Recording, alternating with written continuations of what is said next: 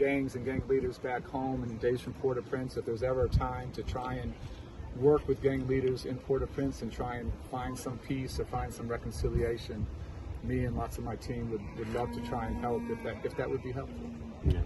Et moi-même, j'aime te dire nous, et le travail que je fais, c'est pour réduire les activités gang, violence gang dans la ville de Chicago. Donc, si jamais tu as une opportunité pour aider Ayiti dans ce sens, surtout pour parce qu'il y a vraiment un gros problème avec gang, et je suis toujours disponible pour aider Ayiti lui-même dans ce sens. My hope is that we import hope, we import jobs, we import creativity, we import entrepreneurial skills, we help on leadership, and we do that and stop importing guns and bullets. Ouais. Donc, l'espoir, c'est que nous avons exporté l'espoir, et nous avons exporté le travail, l'éducation, l'amour vers Haïti au lieu de destruction, au lieu de violence. Je n'ai pas remarqué là, c'est ancien ministre Édikasyon peyi USA aux États-Unis d'Amérique et qui présent, qui sous-sol loin, qui en Haïti, nous avons bel drapeau pays à bleu rouge nous à vanter, à flotter sous lui. Et bien c'est avec fierté que nous venons là, nous venons observer et nous venons regarder le canal. Ils sont dans le canal Malfetti, là, ils sont dans le canal Wanamet. L'a observé, mais c'est grâce avec ambassadrice nous qui c'est Manman Lavi, Dr. Bertrand d'Albert et qui permet que nous recevoir la quantité de visites dans le pays d'Haïti. Parce que son l'autre lumière, je le dis là, et je le dis 2025, il est déterminé, 2025, il y a l'autre vision, 2025, il y a l'autre rêve pour le pays. Oui, il s'est passé 2023 à 2024 à porter aide pour fait canal, 2025, malgré le continuer la poté aide, 2025 là, il dit la poté étranger, la poté des grandes personnalités mondiales, la poté des personnalités qui vivent dans le monde là, la faire venir dans le pays d'Haïti pour montrer que le pays d'Haïti, ça vend des pays, image à vendre des pays, c'est pas ça du tout, c'est pas la vérité.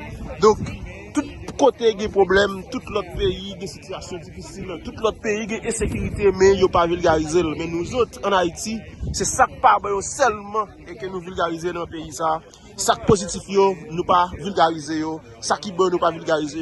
Et nous croyons que le ministre, qui l'a dit, ancien ministre Edikasyon aux États-Unis d'Amérique, sous Barack Obama, l'a dit pour le nouvelle, l'a dit, ça te pensé de Haïti, c'est pas ça. Ça t'a dit de Haïti, ça te qu'on a pour de Haïti, c'est pas ça. C'est pas la vérité du tout, c'est tout au contraire. C'est très différent par rapport à l'image qu'il y a des pays d'Haïti. Donc, pile belle bagaille dans le pays, c'est pas tout côté qui y a insécurité. C'est pas tout côté qui y a insécurité.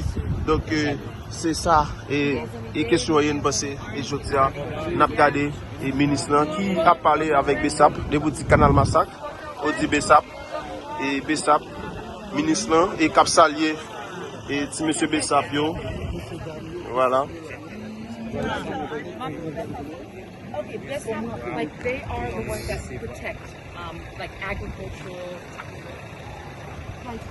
infrastructures and agricultural projects like throughout the country. It's not just here. When they found out that we were doing this canal, they said we've got to send some agents. They recently just built their station right over here. And when the Dominicans were coming in, you know, with guns, these are the guys that held their guns right back up, and they're like, they held it was epic.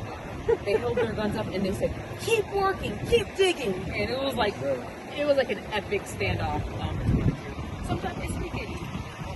Vous connaissez, gen Dominicain qui dit l'eau ça c'est plus. Mais sous l'eau, en pile haïtien dit c'est en Haïti sorti. Qui côté tout ça commencé? L'eau Masak.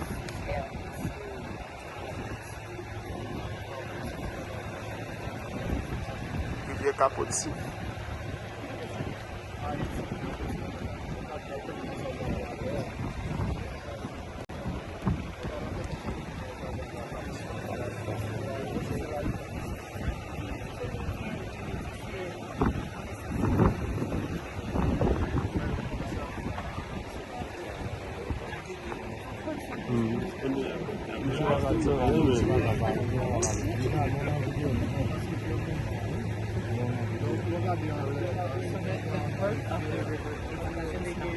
So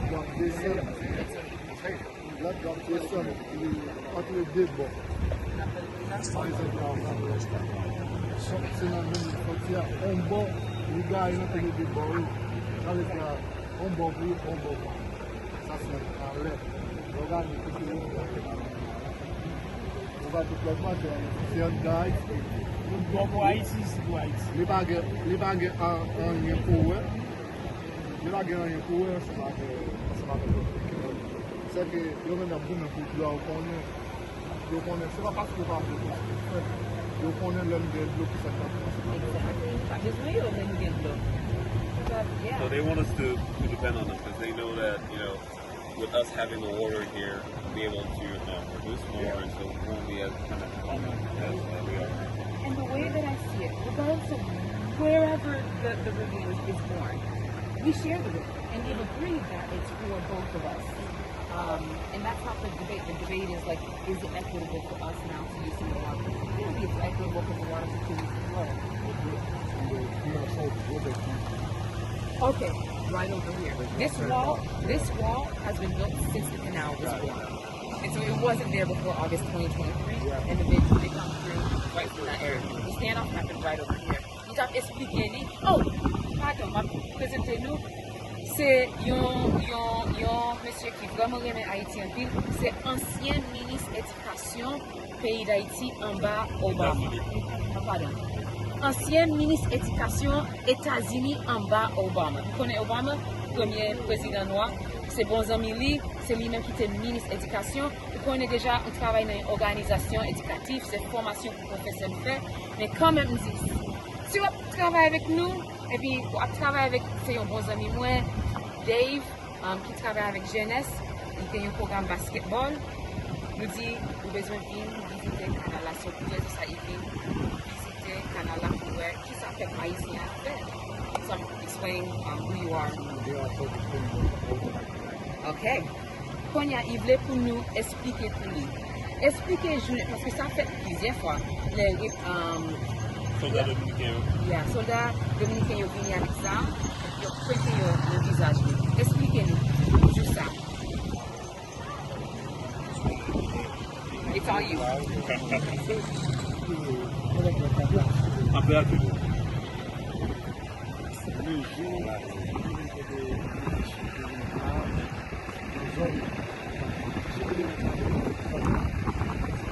So that day, the Duncan soldiers, they could actually, cross the border and come here on the territory. So they're just right there on the border. Ils viennent avec hélicoptère, ils entrent dans l'espace haïtien, et puis ils viennent descendre avec hélicoptère, et puis ils ont un paquet en poussière. Est-ce que nous sommes là? Oui, nous sommes là, mais nous sommes là. Ok. Mais ça va intimider nous parce que So I'll nous sommes là pour explain. défendre le territoire. So they were in a helicopter once, the Dominican, well, it happened multiple times, but I remember one time I was there, I was a little bit scared, but they weren't scared. They come down, they kept on coming down. I was a little nervous. And then they would make like the dust come up. But then she was like, they were in their helicopter pointing their guns. And it was an intimidation tactic. And at the same time, what I loved, it was the image that was happening in my mind. They're there holding their guns. They're walking, keep digging, keep digging. They're yelling back at them, keep going, keep going. It was like, it was just, these ones.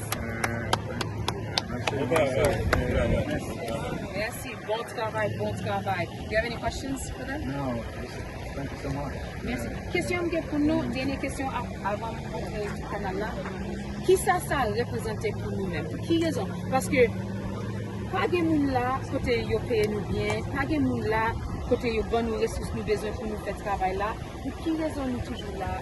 Je dis à cette. You guys are all here. I mean, basically volunteering because they don't. I could say that they're essentially volunteers, even though they technically work for the government. They're not well supported, but every single day, all of them, they're still here. I said, why are you here? He is Nous, c'est haïtien conséquent. They're real Haitians. Nous avons déjà levé la main. Nous avons dit, nous avons baillé tête nous pour servir le pays. Nous avons toute égalité qui peut avoir. So we decided to volunteer ourselves to serve our country.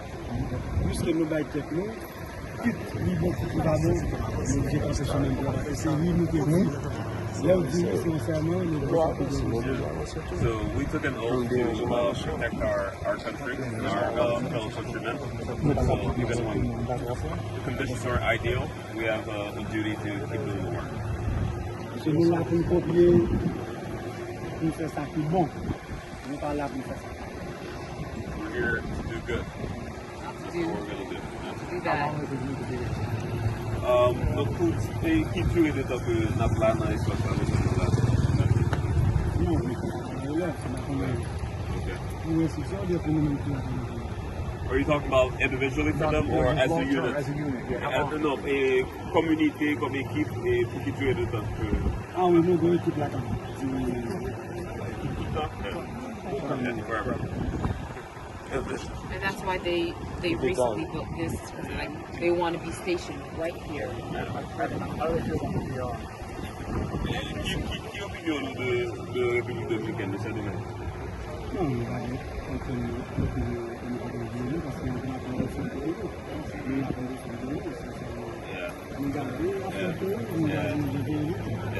have no opinion whatsoever, really. Just like, they're doing their own thing for their country, and these guys are here doing their own thing for their country. Because it's really important to have trees that protect the border here. The borders overflowing.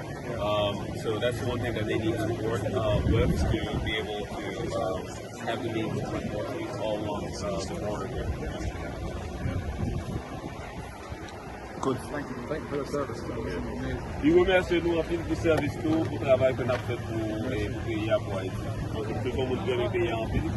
Chaque année, nous venons visiter Haïti. Et bien souvent, c'était Port-au-Prince, mais bon, non, c'est une bénédiction pour nous parce que le fait que nous ne pas à Port-au-Prince, qu'on a profité de nous ici à notre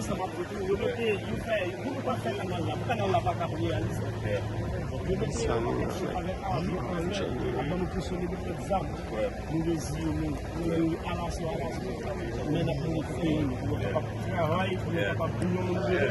what Bersu's been saying, like, all the time the Dominican Republic is sending, helicopters and soldiers who are pointing guns at them. They're saying, they're ready to die for their country.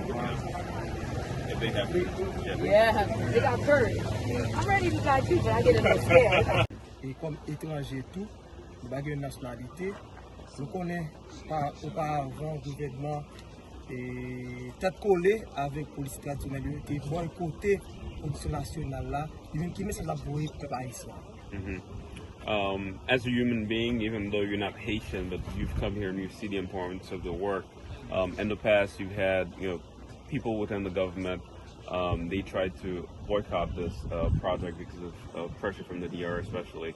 And now that you've come here and you've seen what's being achieved, what message would you like to send out? This is Haiti at its best. This is Haitian ingenuity. This is Haitian hard work. This is Haitian sacrifice.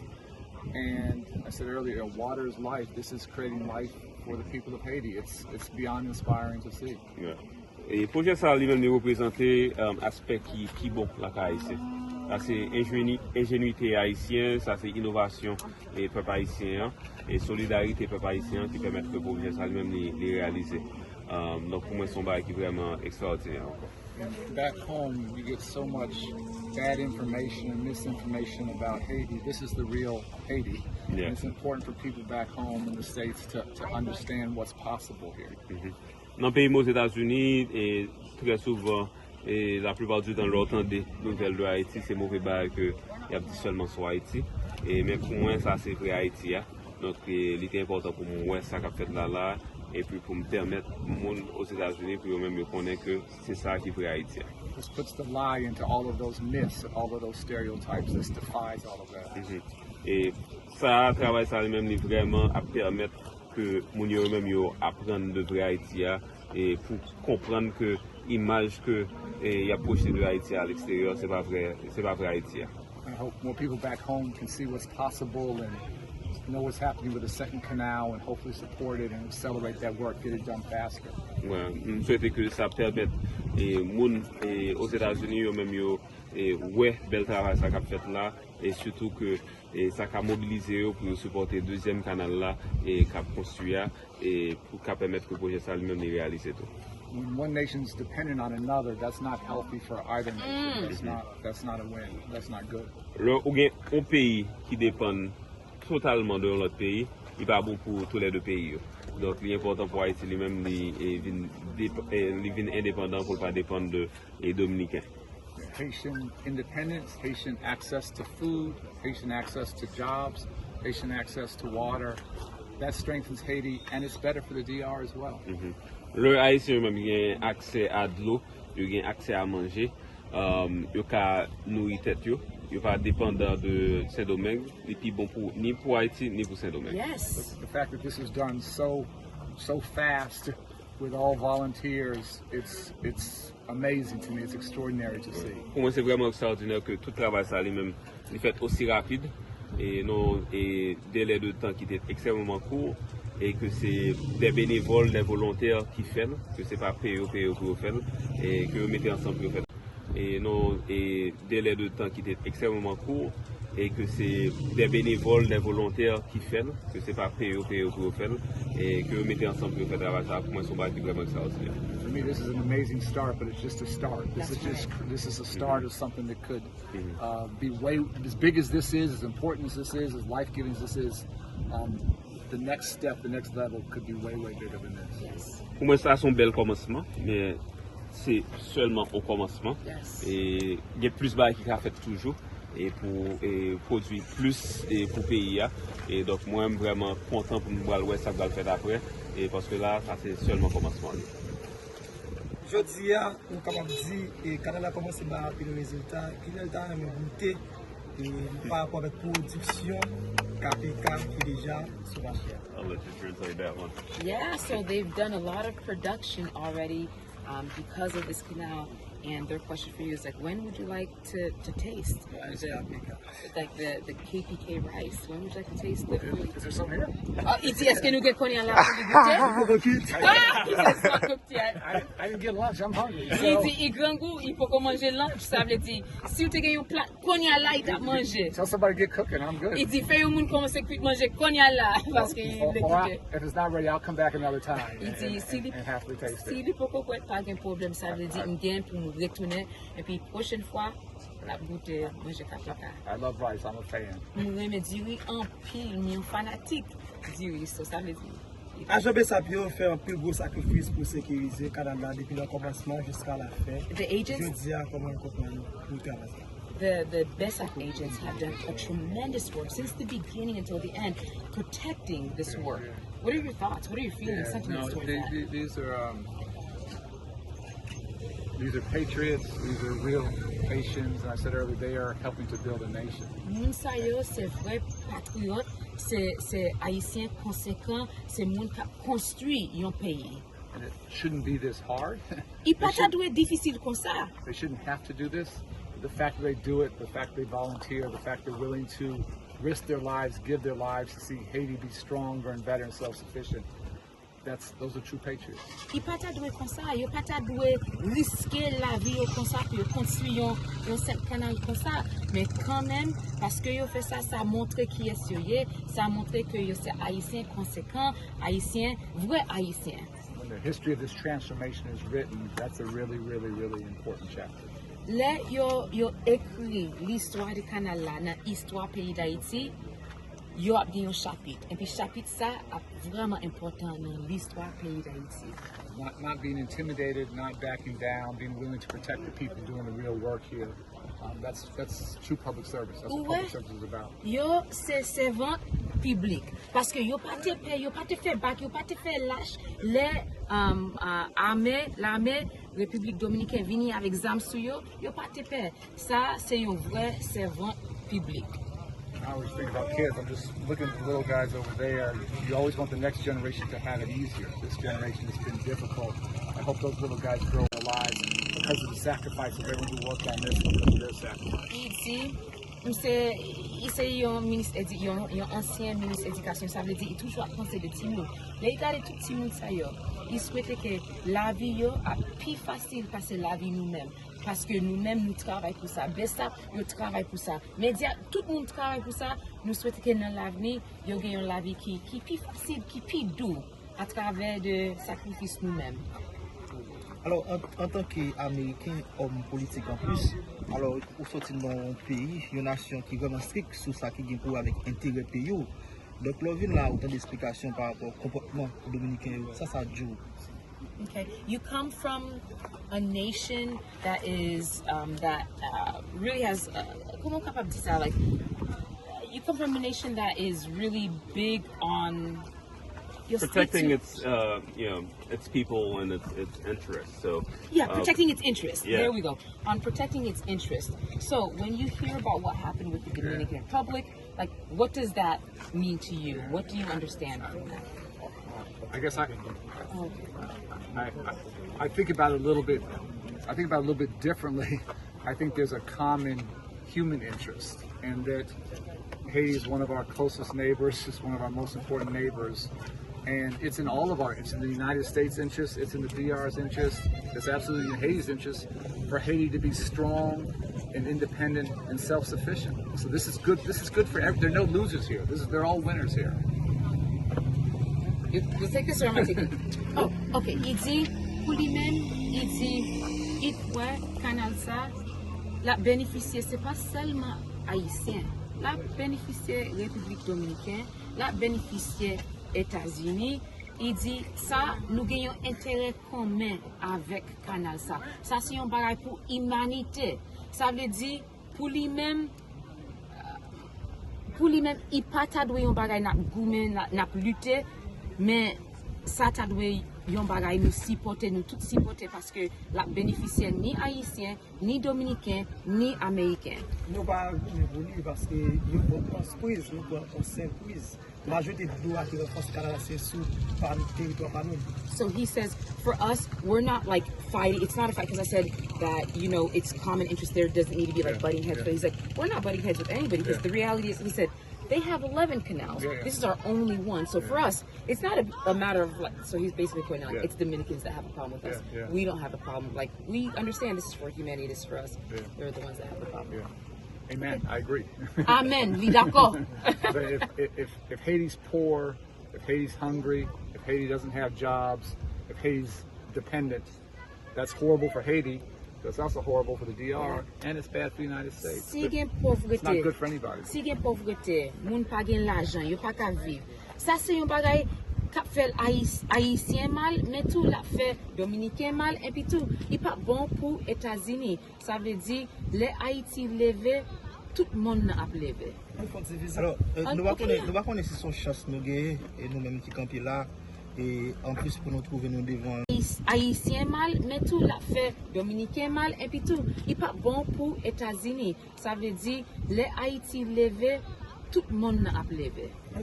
Alors, nous va connaître si son chasse nous gagne et nous-mêmes qui campons là. Et en plus pour nous trouver nous devant un ancien homme politique américain. Alors pour nous poser la question ça. Qui ça joue, et je dis à haïtien dans une grosse difficulté aux États-Unis, mais pendant ce temps, tous les hommes qui ont des problèmes en Haïti sont aussi les États-Unis. C'est normal. Ah ouais, c'est les États-Unis. It's a big deal. I'm standing here in front of like an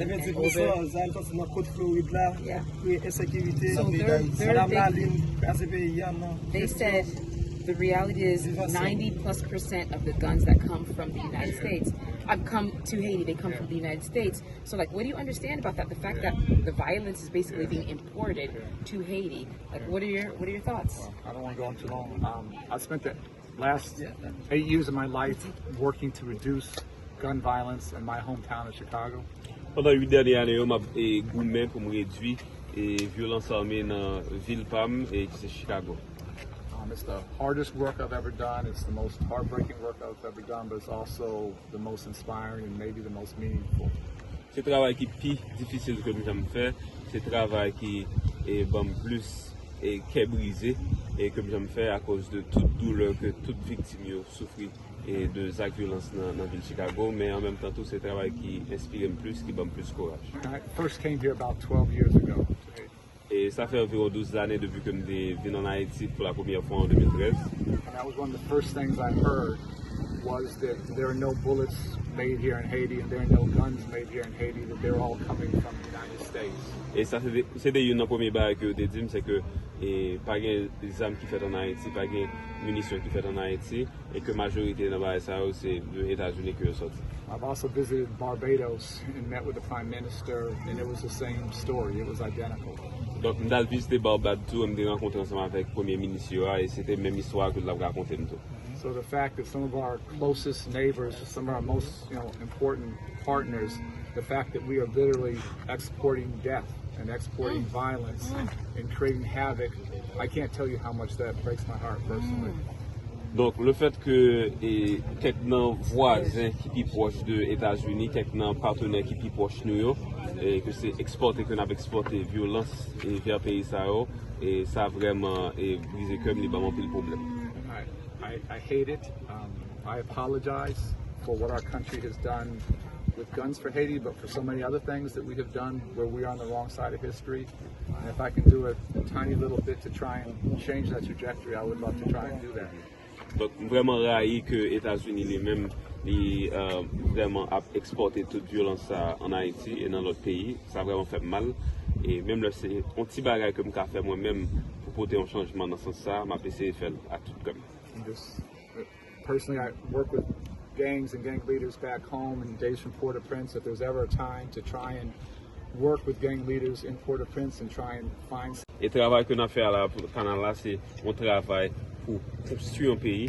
Et ça qu'a fait Port-au-Prince avec gang, c'est le travail qui a détruit un pays. So often the gangs and the violence that comes from literally having no hope, no sense for the future.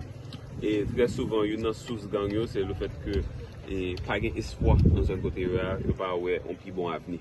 You can create hope and better education and better sports and other things. If you give kids an alternative, something better to do, the vast majority will choose to do that.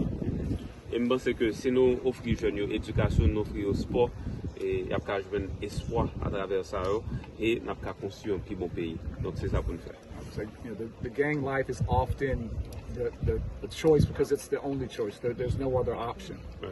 Bien souvent, les jeunes décident d'entrer dans un gang, c'est parce que c'est la seule option que vous présentez. Et pas une plus bonne option. Donc là, la responsabilité nous, c'est pour nous créer l'autre option, l'autre opportunité pour les jeunes pour ne pas sentir qu'ils sont obligés d'entrer dans le gang. So the job for all of us, the goal for all of us is to create the education and the opportunities and the jobs and the sports and the drama and arts and music to create those opportunities. And I promise you, the vast majority of kids will choose that. Ouais. Yeah. Et donc, la responsabilité, c'est pour nous offrir éducation, offrir sport, offrir les arts, offrir culture et bah, je dis, automatiquement que il y a une opportunité dans tout domaine de ça et nous promettons nous que il va pas entrer dans le gang. Donc c'est ça pour nous faire. Thanks. On c'est dans ce qui était mieux.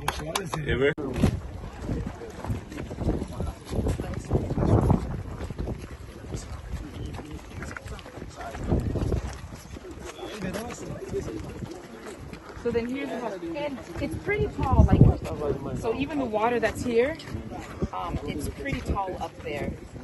So this is where they start to go into the farmland. And it keeps going, it keeps going. And when they open it, like, yeah, so if it goes like, starts going like too high, so that's when they close it. Okay. And all of this is built, all of this is Yes. built. All of this was great. And then the first place they took the shovels and started digging was right here with them.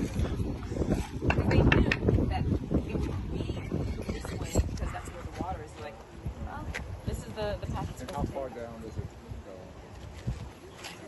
deep into the point. Distance là, jusqu'à ce que... 2.6 kilometers, he said, to go to the next river. C'est 3 km, il vient pleinement. Mais même si vous avez 3 km, quand nous avons plusieurs canaux secondaires qui sortent. Oui, à partir de. Oui.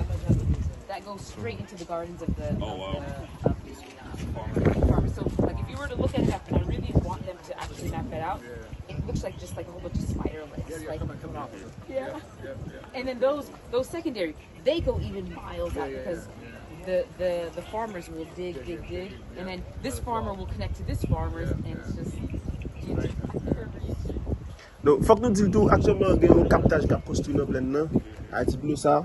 C'est à partir du captage là, nous avons joué un canal secondaire pour alimenter les jardins paysans directement. C'est pour le captage là, tout, c'est pour le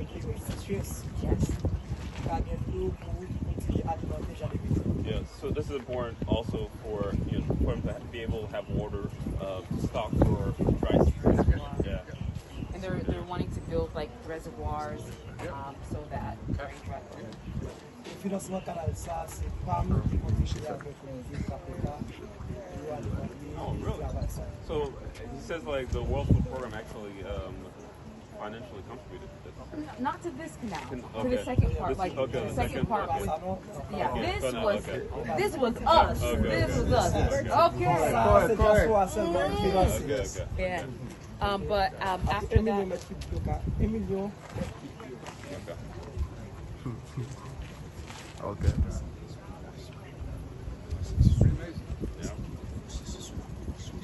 Yeah. Jodi a tout à devant la presse, à quel sentiment, comment il voit le travail ça,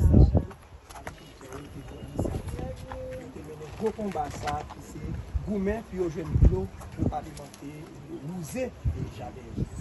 Now that you visited the canal, so what's your view of this groundbreaking project that was undertaken to allow the people to have access to water to the farm? It's extraordinary. It's extraordinary. It moves me. Son bail extraordinaire, il est vraiment et bah un pile émotion là carrément. Je dis comme humain en même temps et comme étranger. So that day, the soldiers they could actually cross the border and come here on the territory, so they're just right there on the border. Je tenais poste, là. On a mis dans le poste que je dis. Et puis, nous avons fait tout ça qui est capable de nous rentrer. Qu'est-ce ça qu'on fait là?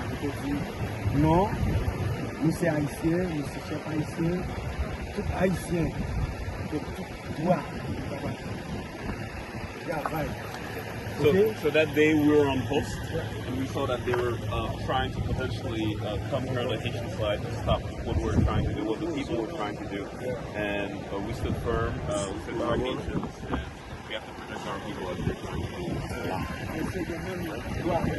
yes, yes.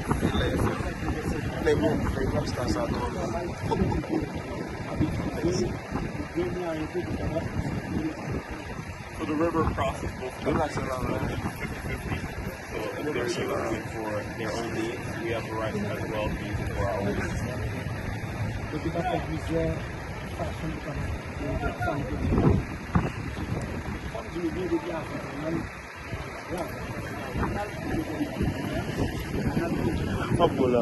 So they were already here on post, but we just poured it now is making it up. Because the viewers will be like,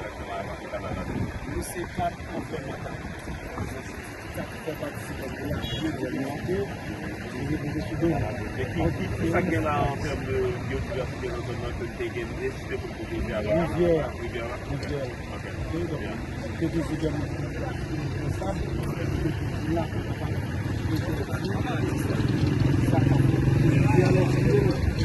Problème. C'est ça là qui nous rivière, et c'est rivière qui nous ça. Nous lorsqu'on est ça la rivière, ça a différents impacts sur ta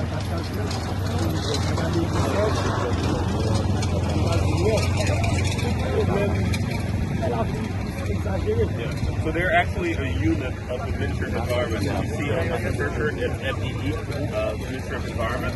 And so normally they're a brigade instituted by the ministry as a way to protect biodiversity within all feet. And so we're here already to protect the river, to not allow people to descend from the river or sediment from the river to use for their own private needs.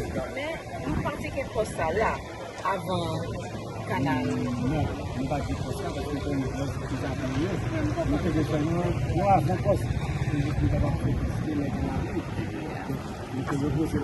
So this wasn't here before. It was just this general area that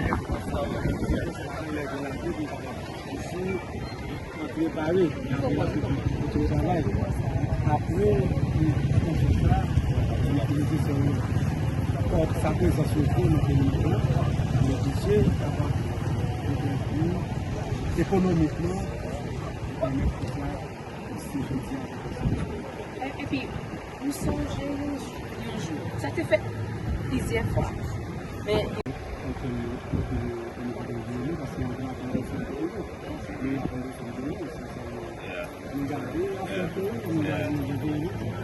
I have no opinion whatsoever, really. Just like, you know, they're doing their own thing for their country, and these guys are here doing their own thing for their country. seul bagage nous demander pas empêcher nous avancer. C'est ça que nous demandons. Quittez-nous, construire pays nous. Yeah, I said, just don't. Opinion, c'est juste que nous voulons qu'il y ait un conseil de produits là pour nous, qui pas bon. Well, I was Nous just connaissons saying des before, de l'eau. yeah. Qui t'es traduit? Yo maman, qui t'es Yeah, traduit? my biggest issue is the fact that the Dominicans are selling us a bunch of products that aren't good for us. And so we need the water so we can, you know, produce. Yeah. They sell us rice, they sell us beans, you know, even cucumber, everything, you know.